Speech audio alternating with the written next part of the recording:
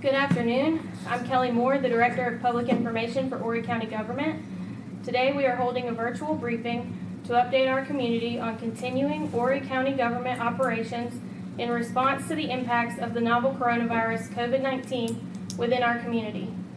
We will have a series of speakers today, including Horry County Council Chairman Johnny Gardner, Sheriff Phillip Thompson, 911 Director Renee Hardwick, Chief of Police Joe Hill, Chief of Fire Rescue Joseph Tanner, Director of Airports Scott Van Moppes, Assistant County Administrator and Emergency Manager Randy Webster.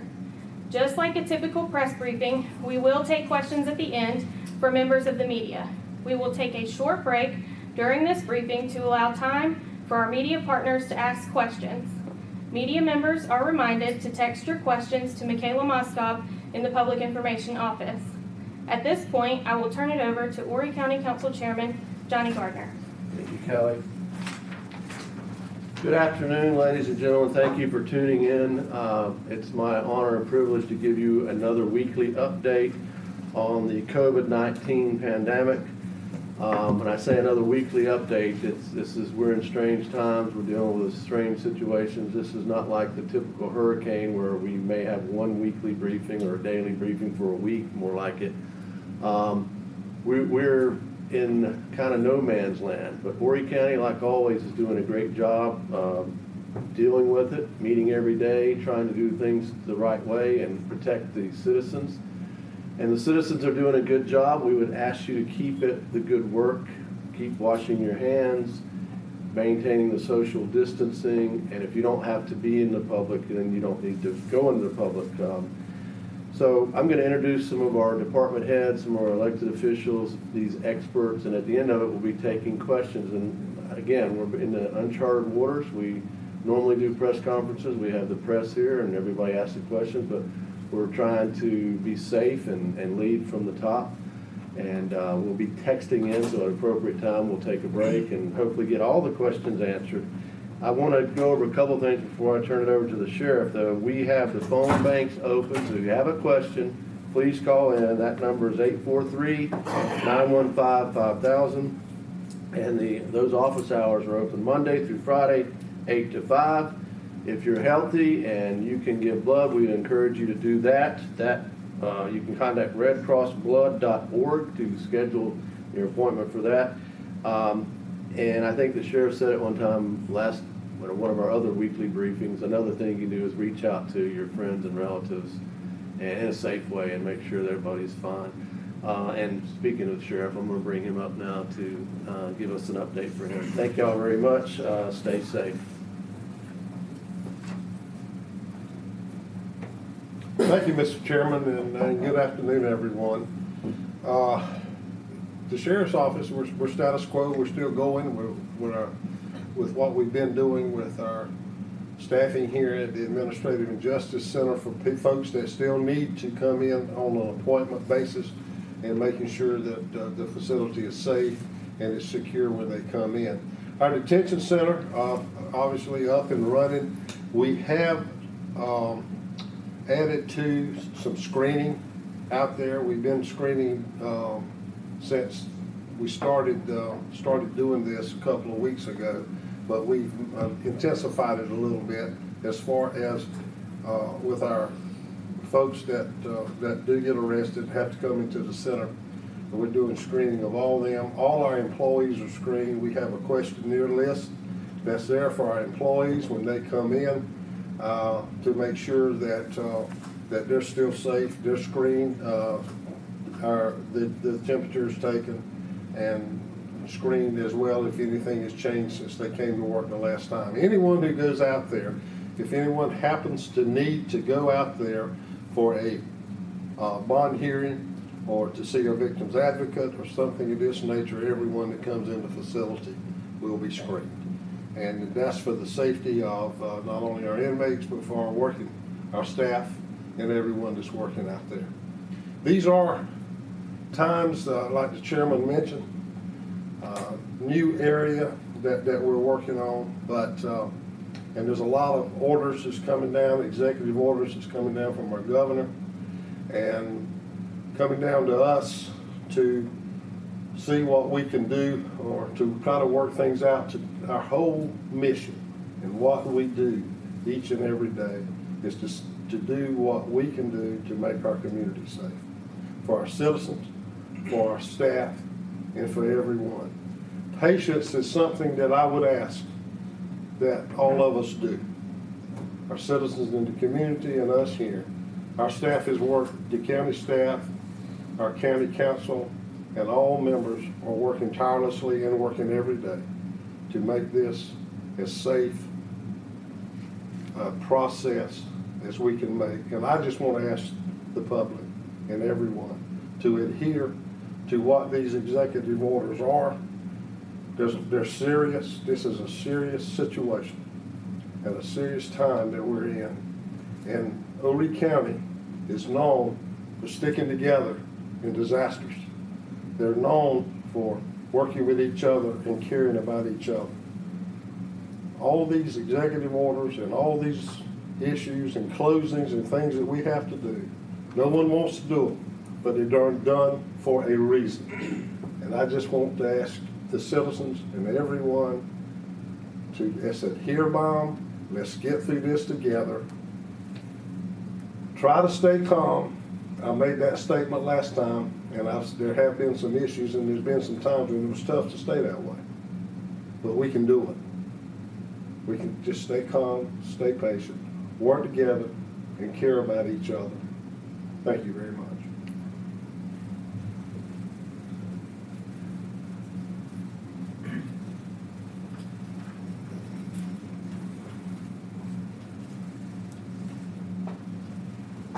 Good afternoon. At Horry County Fire Rescue, we continue to respond to our calls daily. Nothing dramatically has changed for us in our responses. We have policy and procedures set in place to respond to the infectious disease type programs that we've had over the years. But what you will see from us, and you've already seen it out there in the field at different times, is we may be dressed a little differently, and that is to protect you as a citizen, and also to protect the first responders going there. They're wearing a mask, a set of coveralls or a gown and gloves and eye protection, so they're not exposed as much to the virus. But we continue to respond to those calls every day, and we'll continue doing that. I can assure you that all of the first responders in Horry County are doing the very best they can to provide services to you, and also making sure that they're safe within their quarters in the fire stations and police stations. As you see, our fire stations are closed to the public right now for obvious reasons, and we make sure that every unit that responds to that call is cleaned and disinfected before we respond to the next call. So those things are being done behind the scenes to protect us as we move forward here. Communication is our strongest asset during this time. Our communication with our other departments that we work with hand in hand, our communication with you, the public, to make sure you understand what we're doing and when we're doing things, and then our communication with our regional and state partners to get information that we can share with you as we find the most pertinent information to send out. So we continue to do that. We're here for you. We'll be here through the duration of this incident, and it is just an incident moving forward here, and working together, we'll all get through this together. So thank you very much. Chief Hill, Horry County Police Department. Thank you, Chief Tanner. Good afternoon. I'm Joe Hill, Chief of Police of Horry County, and things are progressing every day with changes. The Horry County Police Department currently is monitoring beach accesses, boat landings, and open county parks for compliance with the governor's latest order. We would ask that you exercise patience, continue to communicate with us, continue to look after your neighbors and each other, but most importantly, please let us do our job. We're being inundated with phone calls of folks reporting that New York tags are being seen next door, or Pennsylvania tags are being seen next door.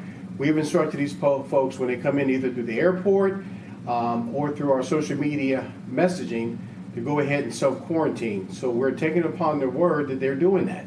We will send out officers to double check that once we get information, but our current force is very limited in what we can do right now with our current staff. And so through this together, we will get through this together, but we're going to ask that you support us, be patient, and work with us to try to get through this situation. We will keep you up to date through our social media platforms. We have numbers that you can call via the precincts, and you can always email us with any information that you may have. And at this time, I'm going to turn it over to Renee Hardwick, Director of our Communications Center. Renee? Thank you, Chief Hill. I'm Renee Hardwick. I'm the Director of 911 for Horry County. I just wanted to bring to your attention that as a result of the Governor's Order 2020-15, we are now mandated to ask a few extra questions to you. Please know that us asking questions is not going to delay any response or help to you. It's just us gathering our information. 911 is charged with two missions. That's to keep our first responders safe as they go about their business handling calls for your needs, and to keep you safe, and that's what we're trying to do. So those questions will be pretty straightforward. Have you or anyone with you been diagnosed or tested positive for COVID-19? That's pretty simple. It's just a positive answer. You can yes or no. Have you or anyone with you showing symptoms of possible COVID-19 infection? We will ask you those questions with every call for service, with the exception of alarm calls and passerby calls, or what we call third party. In other words, you're not on the scene of the incident, so it wouldn't make much sense to ask you those calls and all. I would like to add also that if you are concerned about yourself, that we would strongly recommend you reach out to the DHEC care line and ask them questions about that. That number is 1-855-472-3432. That's posted on our social media and other platforms. And as always, if you have an emergency, we want you to call 911. But please do not call 911 with non-emergency type of calls. If you wonder about something, you need information, you can call us at 843-248-1520. We will be there to answer your call. That is our plan, and we will continue to work very hard to do that. So at this time, I will turn it over to the Airport Director, Scott Van Moppes. Thank you.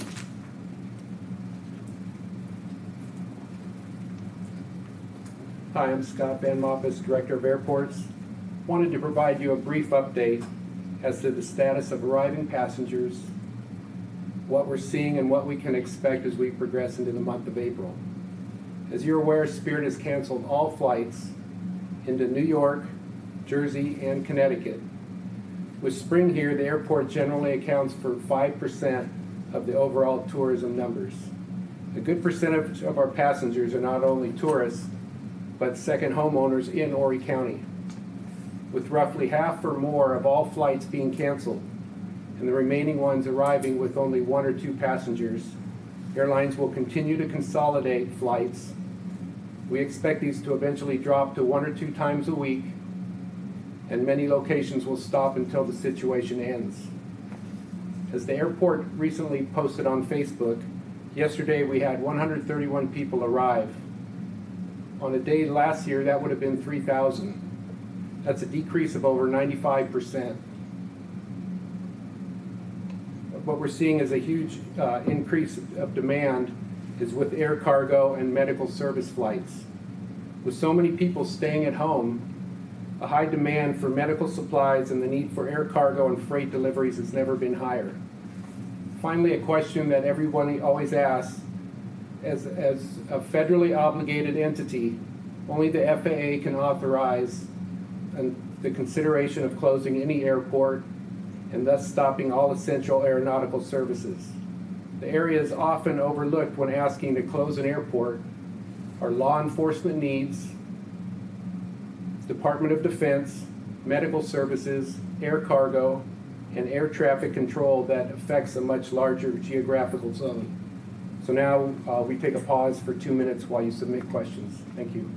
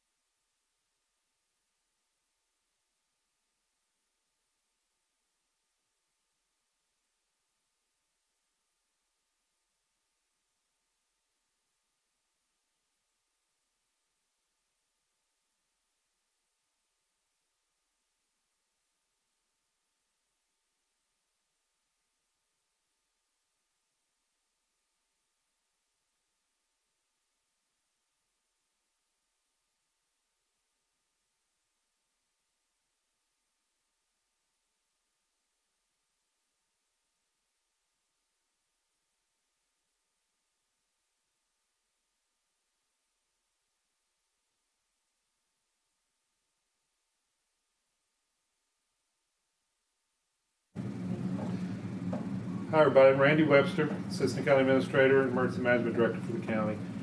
Just once again here to reiterate that we appreciate everybody helping us and doing their part to be a part of getting through this event. It's really difficult for all of us, and I don't know anyone that's not been impacted.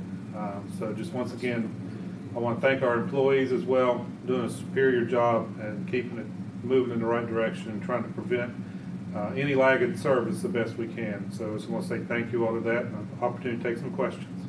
Reporter Ian Klein with WNBF asks, how much confidence do you have in the state working together to solve COVID-19 when huge decisions like closing public beach entrances are not communicated beforehand? So I have no concerns with how this is all working together with local community, local government, county government, state government. We are working together extremely well. Are there some things that could be improved? Absolutely. But communication is always difficult in these situations. Our goal is to enforce what the governor puts out in his executive orders and to do that in a way that helps people also get through this either through education or ultimately to enforce it to the maximum that we have to. So right now, I think everything is working in the right direction. Hopefully things will continue to improve as we continue down this path for significant time to come. Reporter Ian Klein asks, what continues to be the greatest problem for Horry County right now? Right now, our biggest concern is just trying to get everyone the information that they need to know, especially when it comes out from the executive orders from the governor and how that impacts them on an individual basis, and then understanding what needs to take place so that when we're out trying to enforce these orders or trying to respond to calls within the community or trying to maintain county services the best we can. Just so trying to get all that information out so everybody understands what is expected of each one of us individually in this community and how we can still come together to do the things we need to do as life continues on. WNBF asks, how will the orders by the governor regarding air travel and beach access restrictions be enforced? So at this point, I'm going to ask Chief Hill to come back up and to give us a little more information on the enforcement piece. Chief. Thank you, Mr. Webster. So the one piece that I can speak to is the enforcement at the boat ramps, landings, and also beach access. Today, our public works crew have been working very hard, and they've shut down the access either through signage or through barricades. Our beach patrol officers and our regular patrol force will go by and check periodically to see if there's any violations and write and or tow vehicles who are in violation. The same would be at the boat ramps. So that means if you decide you want to sneak into the boat ramp, we will tow your vehicle with your trailer. Good luck getting your boat home. Heather Gale with WPDE asks, are the actual beaches closed or is it just the access? No, according to the governor's orders, the beaches are open for folks that live on a beach who want to walk on the beach, keeping that physical distance that we've been preaching since the start of this epidemic. However, you cannot park at the beach entrances, and you cannot park on the access roads adjacent to the beach access parking lots. Does this order apply to beaches that have private accesses like the campgrounds? The way we interpret the order is, I'm going to turn this over to Mr. Webster on that one. Yeah. Thanks, Chief. So, it's quite clear. We're still working through a lot of this as well, trying to understand all these little nuances to it. But we do know that places like campgrounds and those issues are very large and could have a lot of folks trying to move in and about. We just ask everybody to just heed this executive order and do what needs to be done so we can get through this as quick as possible. And we'll be tweaking this along the way as it comes into enforcement. But I surely hope and feel that everybody will do their part and be able to move forward with this so we can just get through this whole event as quickly as we can. Heather Gale with WPD asks, is Horry County considering a stay-at-home order?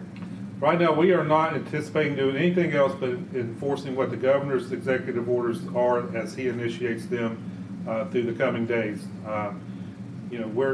We just want to be part of the big team and make sure everybody's working together and not confuse folks by trying to add things or take away things from those executive orders. The Sun News staff asks, does Horry County plan on continuing to allow golf courses to stay open, and could you explain the reasoning behind that? So right now, golf courses are, I do not anticipate any change at this point. Things can always change down the road. You know, golf courses were left open for folks at the time. The beaches were not an issue either. For locals to go out and have a way to be outdoors and have something to do along those lines, keeping in mind practicing those social distances and physical distances that we need to do. Will those change moving forward? I'm not sure. We'll see what comes out if a new executive order comes out. But once again, we'll follow the rules or the orders that the governor issues. Sun News also asks, how closely is the county talking with hospitals about available space? Does the county know how many beds are available if people need to be hospitalized? We're on daily conference calls with DHEC as well as our local hospitals. So we have a pretty good handle on what's out there available in terms of bed space, their needs. We're working a lot of resource requests for them on these critical PPE such as masks, gowns, face shields, gloves, and we're trying, you know, we work with them. Also the other healthcare facilities such as nursing homes, home health, and those groups, trying to find ways to help get them those critical supplies that they need. And just like every place else, we're having a time trying to find those supplies. So, but as far as working with the hospitals, we stick with them every single day, and we know what their current needs are.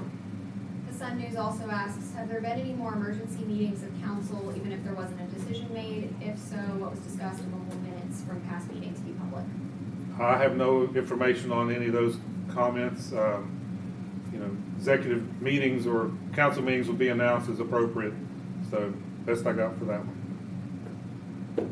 Chris Spiker with WBTW asks, how is MYR taking precautions when dealing with medical supplies, cargo, etc.?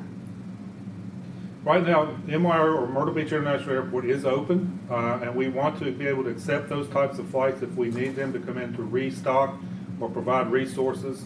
It's also, you know, in our planning process, just like in hurricanes, we may need to use that facility for logistical staging area if the need were to arise, and this expands way beyond where we are right now and would challenge our capabilities. So right now we will work directly with Director Van Moppes to continue to have access to the airport and to assist in any way we can.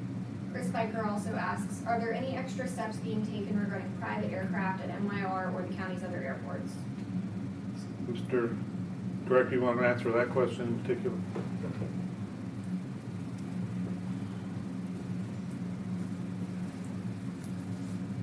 Our primary responsibility is to ensure that everybody is safe from the minute they enter the plane to the minute they get off. At that point, we turn it over and we just ensure that everybody in the community as well as the people that flew are safe to the best of our ability. That's all the questions at this time. Thank you all once again for this opportunity for us to bring information to you and to bring questions to us. And once again, we just ask everybody do their part, do this part so we get through this. And we just really appreciate everybody's being calm and courteous and working through these issues, and just look for the good result at the end of this. All right, thank you all very much.